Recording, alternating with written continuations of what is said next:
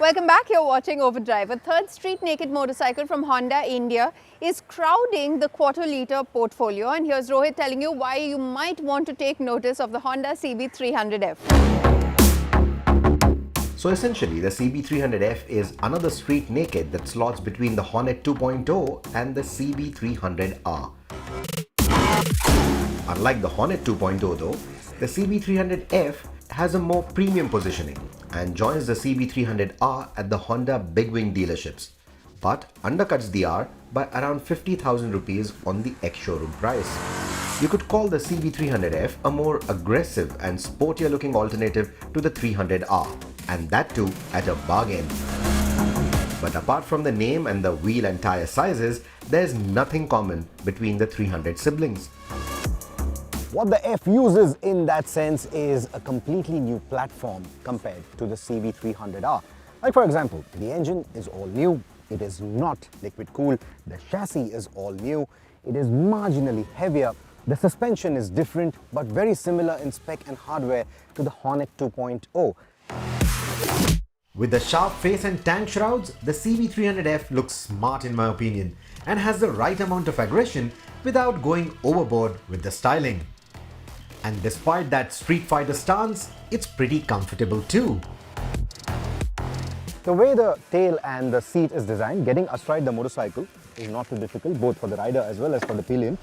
And a 789mm seat height means that getting both your feet flat on the ground shouldn't be a problem for most average Indian heights. You do get a bit of a bucketed feel in the rider's seat, and that's because of the large tank and the way the rear seat rises. But it's a nice, secure feeling. I also like the way the knee recesses have been designed.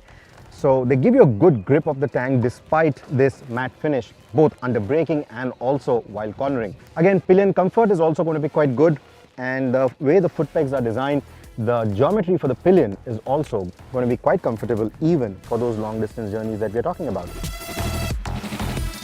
Compared to the CB300R, the suspension setup is actually quite soft, not just at the front but also at the rear, and when you have a heavy pillion, it sags quite a bit. So adjusting that preload becomes very, very important. Thankfully, it is easily accessible. The suspension out on bad roads through potholes feels nice and soft, so that gives you a good supple ride quality. But astonishingly, around the bends, it doesn't translate into a squishy behavior from the motorcycle. It just goes through those bends with a nice authority. It feels nice and taut. And that long wheelbase, which is longer than the Hornet, the CB300R, the CB200X as well, that long wheelbase really helps. It feels nice and stable through all the corners without really compromising on the flickable nature of the motorcycle. It isn't as sharp as something like a KTM Duke, but you will like the balance it achieves between sporty handling, highway manners and commuting comfort.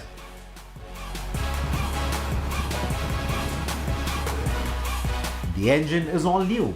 It has a larger displacement than the CB300R and isn't a bored out Hornet 2.0 engine. Unlike its sub 200cc counterpart, this one has 4 valves, which make it more efficient. Can the F fly? Well, the power output may not sound too convincing, but it is a fairly quick motorcycle. I love the crisp throttle response that it has to offer. I also love the refinement of the engine, especially for a single cylinder. More so if you compare it to the likes of the KTM Duke or the Bajaj Domina, this feels like a Honda. I also like the way it accelerates. I like the way it delivers torque. It feels much quicker, much stronger in the mid-range compared to most of the other Japanese 250s as well. Like the Honda CB350 Highness, the CB300F also features a traction control system, which is a good safety net to have in our conditions, even for a 20-odd PS motorcycle like this one.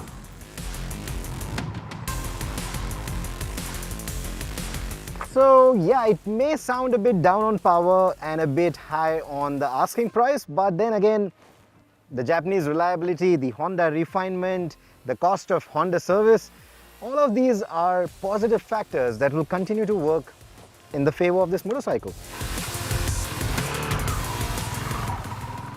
Well, the Honda CB300F does find itself in the midst of really tough competition, given there is the KTM 250 Duke and also the BMW G310R.